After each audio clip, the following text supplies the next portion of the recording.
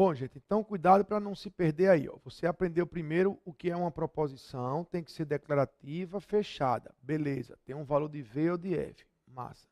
Depois você aprendeu que essa proposição pode ser simples ou pode ser composta. Simples, quando for atômica, uma declaração sobre uma coisa. Composta, quando conectar mais de uma. Beleza. A gente está em que ponto? Como é que eu sei o valor de uma proposição composta? Porque a simples eu já sei, é só ler. É só ler a proposição. 2 é par, verdadeiro. 8 é ímpar, falso. Mas o problema é quando eu pegar duas simples, uma V com a F, uma F com a F, uma F com a V, e usar este conectivo, ou aquele outro, o que é que vai dar de resultado? É isso aí que a gente vai aprender agora. E eu falei que uma coisa, uma ferramenta que vai nos ajudar é a tabela verdade. Então vamos estudar um pouquinho aqui, ó, a tabela verdade. Primeiro vamos introduzir aí a ideia para você se situar.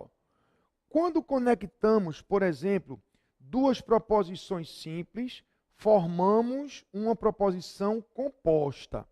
E como tal, ela precisa ter um valor de verdadeiro ou falso. Veja, toda proposição lógica tem que ter um valor de verdadeiro ou falso. Toda proposição, seja ela simples, seja ela composta. Então, se você pegou uma simples, ela tem que ter um valor. Se aqui tem outra simples, ela tem que ter um valor. Se você conectou e formou uma proposição composta, se isso é uma proposição composta, tem que ter um valor. Entenderam? O desafio é a gente descobrir que valor é esse. Vamos ver? Vamos lá. Então, isso vai depender do valor de cada proposição simples participante, mas também do operador usado na conexão. Foi o que eu falei para vocês há pouco. Isso depende, claro, dos valores das simples. Se é VV, se é FF, se é FV, óbvio que depende disso. Mas depende fundamentalmente do conectivo. Sabe com que isso parece, gente? Com as operações matemáticas. Se eu pegar dois valores para vocês operarem com esses dois valores, você acha que o resultado final depende desses valores? Claro que depende. Mas depende fundamentalmente da operação. Se eu disser, opere 8 com 2. 8 com 2. Tá, opere 8 com 2, mas com qual operação? Adição dá 10. Subtração dá 6. Divisão dá 4. Multiplicação dá 16. Entendeu? Agora imagine na lógica. Opere verdadeiro com falso. Sim, mas opere com qual operador? Com qual conectivo? Se for i, dá isso. Se for ou, dá aquilo. Se for se então, dá isso. Percebeu? É a mesma coisa. Só que lá a gente opera com valores numéricos e aqui a gente opera com valores lógicos. Ok? Muito bem. Então, isso aí está claro. Por exemplo, veja aqui alguns exemplos. Isso eu estou introduzindo a ideia para a gente chegar na tabela verdade. Veja aí um exemplo. O gato mia e o cachorro late. O gato mia, isso eu sei que é verdadeiro. E o cachorro late, eu sei também que isso é verdadeiro. Bom, com este operador i, e a gente vai estudar isso daqui a pouco, um por um, a gente vai ver que com os dois verdadeiros, o resultado dá verdadeiro. Aliás, a gente vai aprender que para dar verdadeiro, o i exige que todos dois sejam verdadeiros. Como é o caso aqui. O gato mia é verdadeiro, o cachorro late é verdadeiro, o resultado é verdadeiro. Então veja que você precisa saber o valor de uma, o valor da outra e considerar qual é o operador que você está utilizando.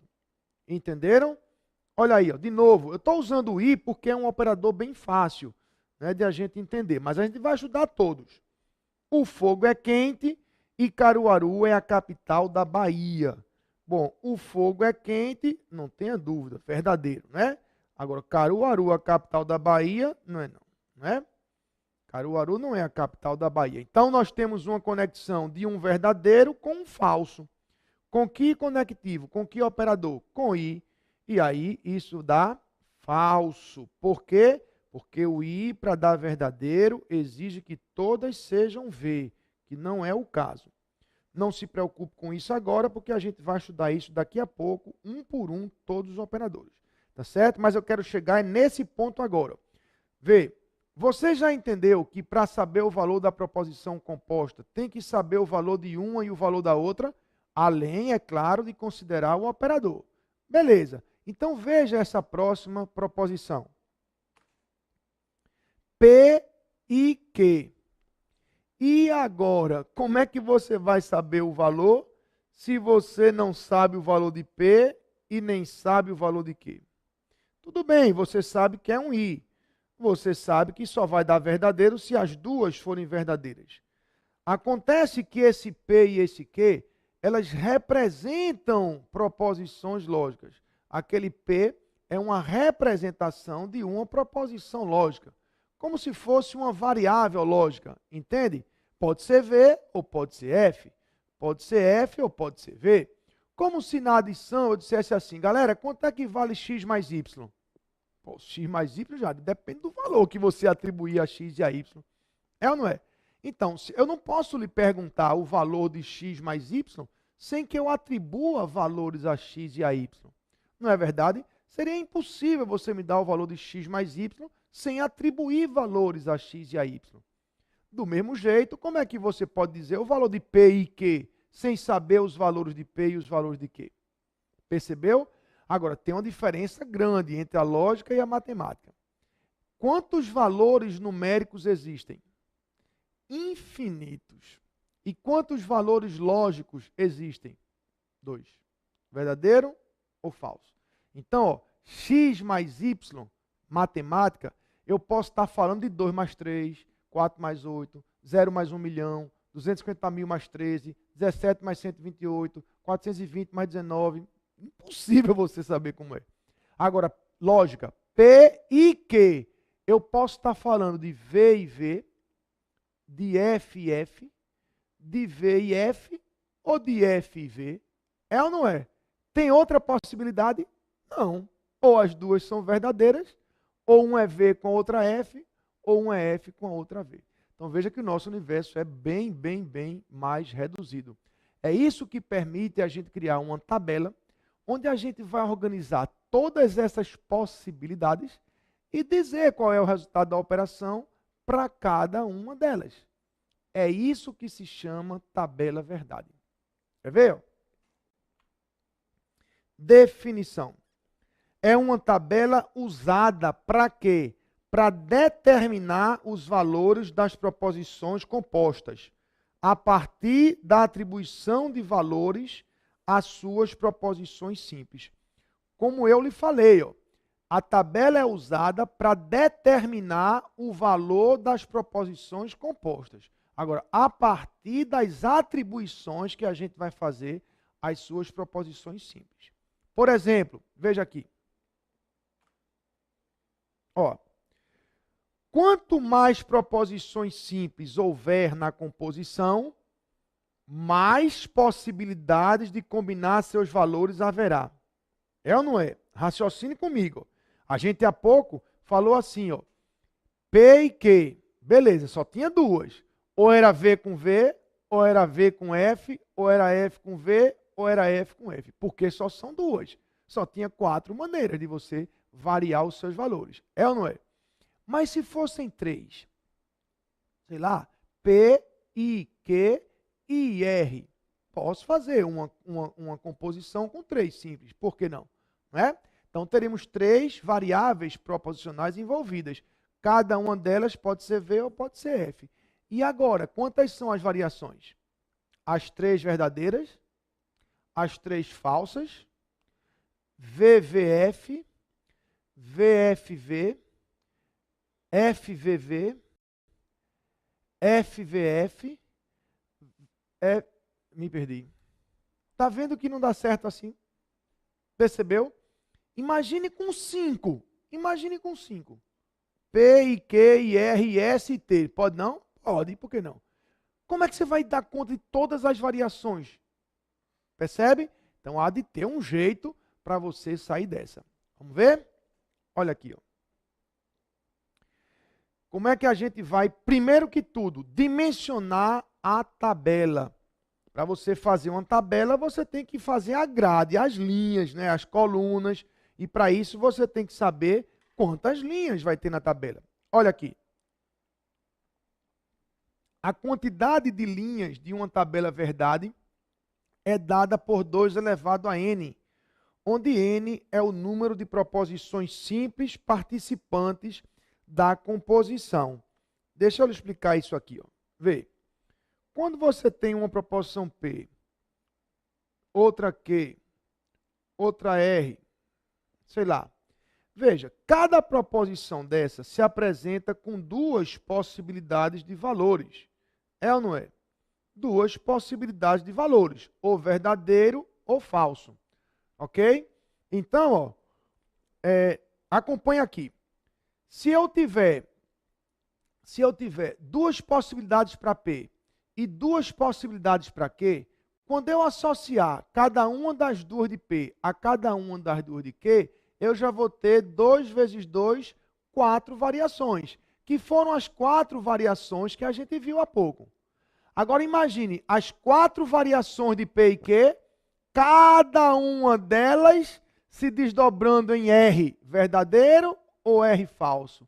R verdadeiro ou R falso. Então, o que era 2 vezes 2, 4, vezes 2, 8. Vezes 2, vezes 2, vezes 2. Ou seja, cada proposição traz um 2 como quantidade de valores. Quando você associar todas as possibilidades, você vai fazer 2 vezes 2, vezes 2, vezes 2, tantas quantas forem as proposições. Por isso que fica assim.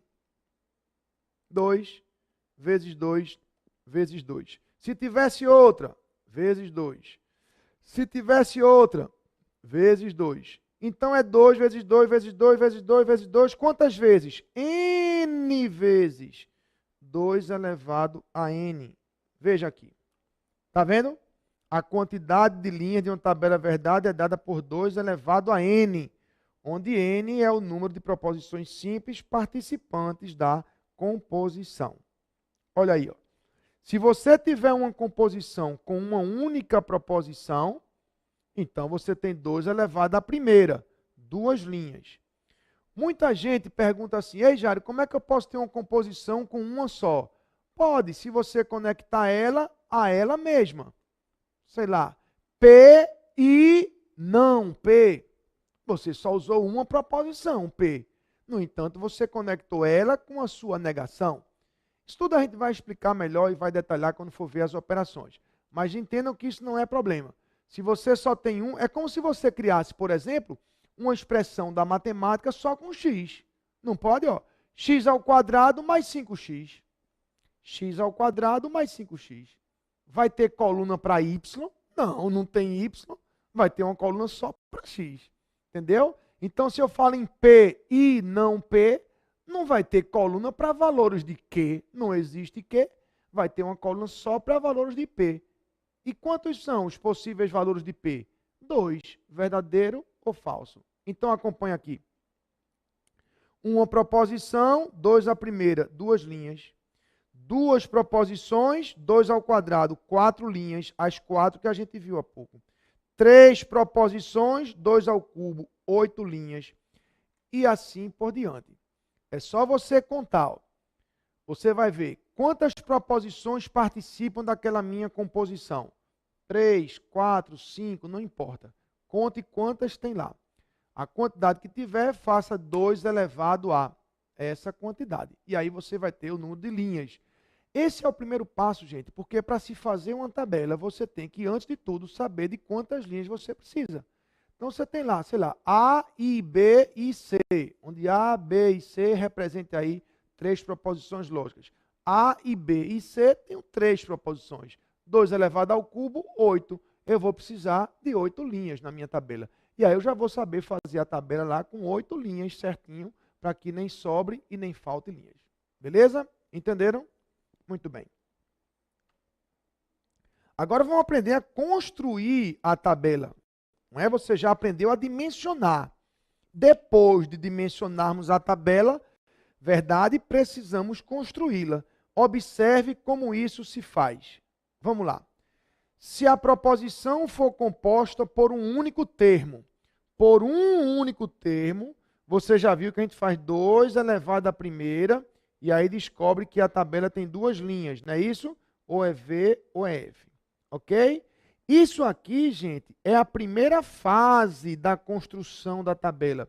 Você está elencando, listando todas as possibilidades de valores. Aí, ó, aqui ao lado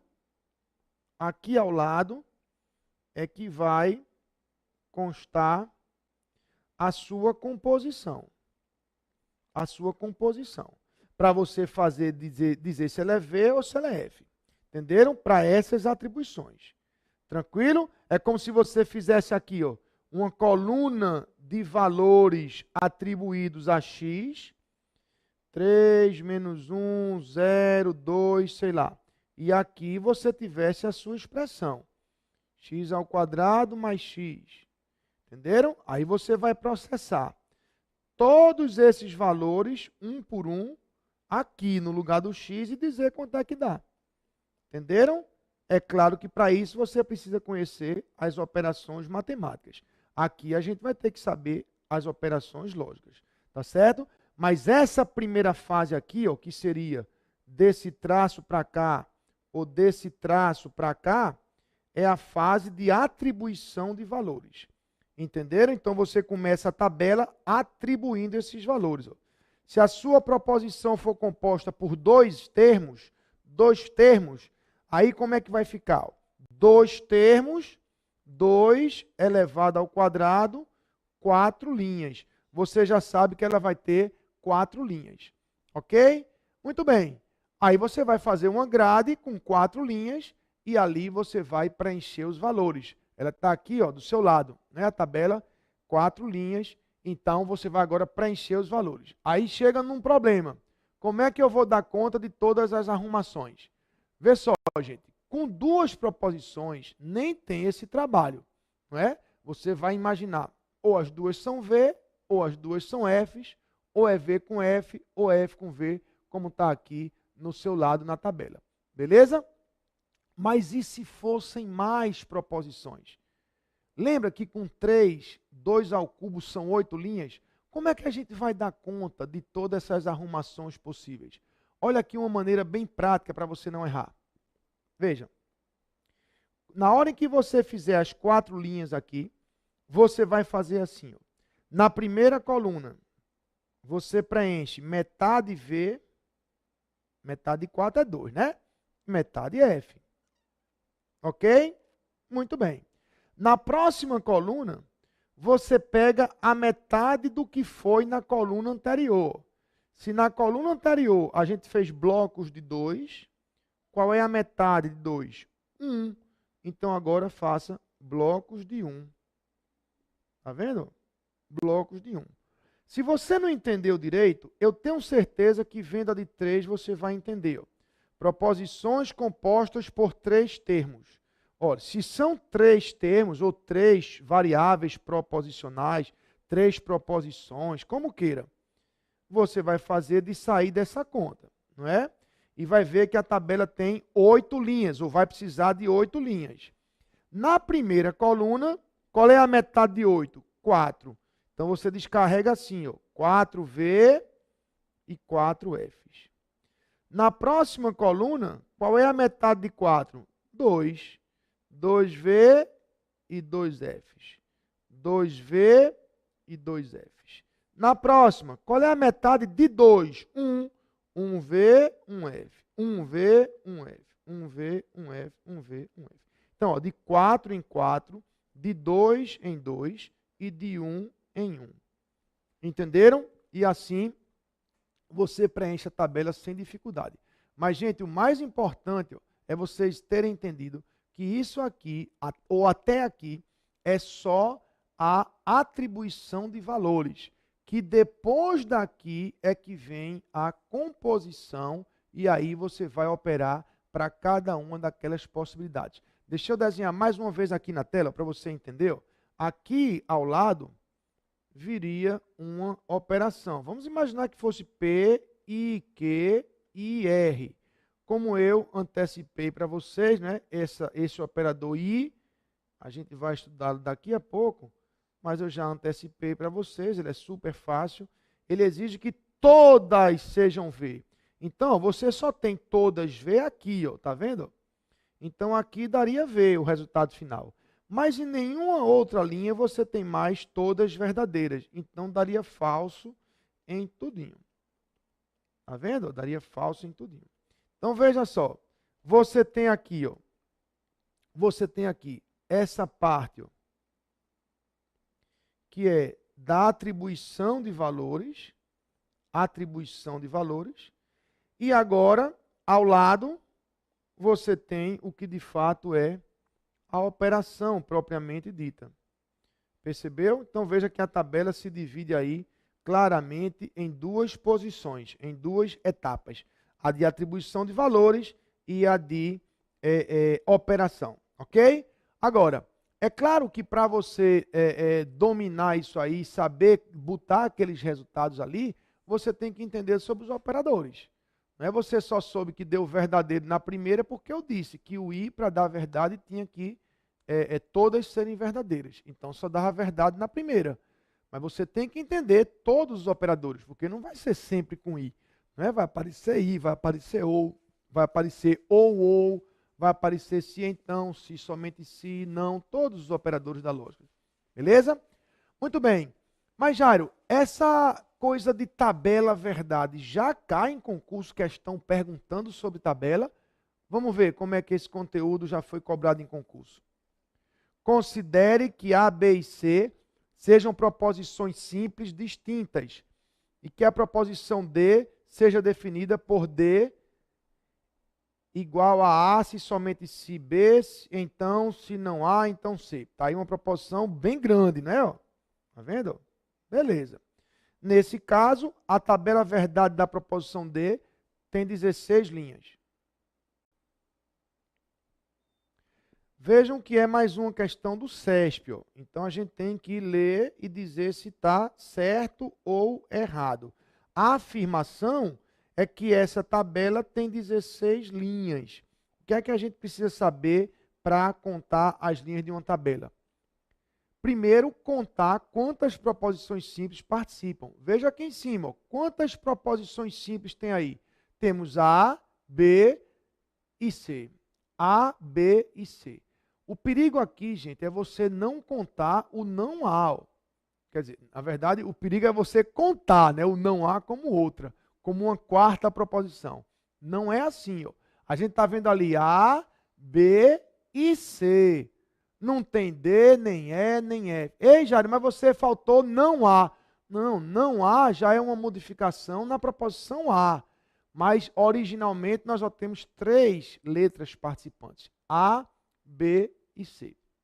Então, se ela tem 3 proposições participantes, qual é o número de linhas da tabela? 2 elevado ao cubo, muito bem. Que daria quanto? 8 linhas. Agora veja que ele afirmou que são 16 linhas, portanto o item está errado. Ok? Então aqui ó, você ia botar errado, porque a tabela não tem 16 linhas.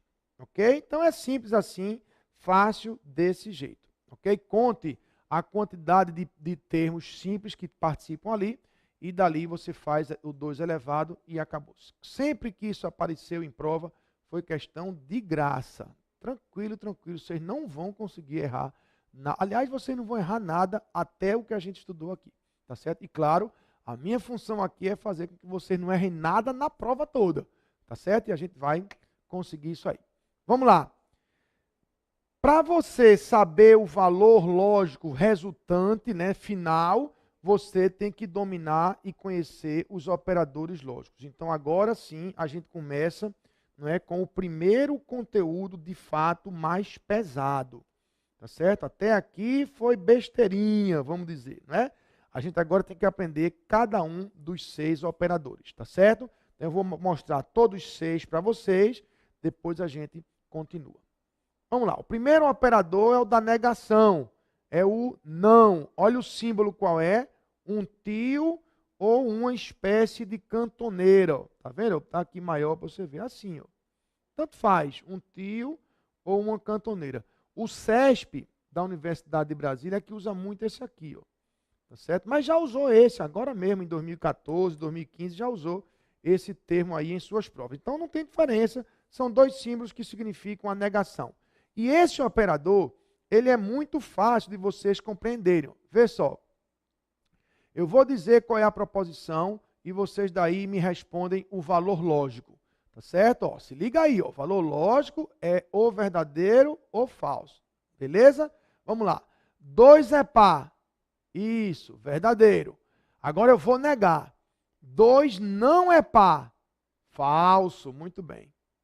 Vê agora, ó, vê agora. O mar é doce. Falso, perfeito. Agora eu vou negar. O mar não é doce. Verdadeiro. Percebeu o que é que essa negação provoca? A troca do valor. Como se fosse um -1 na matemática, que muda o sinal. Lembra? Então, se você está diante de uma proposição verdadeira e você mete um não, ela vira falsa. E se você está diante de uma proposição falsa e você joga um não, ela vira verdadeira. Entenderam? Agora, entenda onde é que a tabela verdade entra nessa história. Já pensou se eu perguntasse a você o valor de não P, onde esse P representa uma proposição lógica qualquer? Como é que você vai me dizer o valor de não P sem você saber o valor de P? Percebeu? Se P for verdadeiro, eu sei que não P vai dar falso.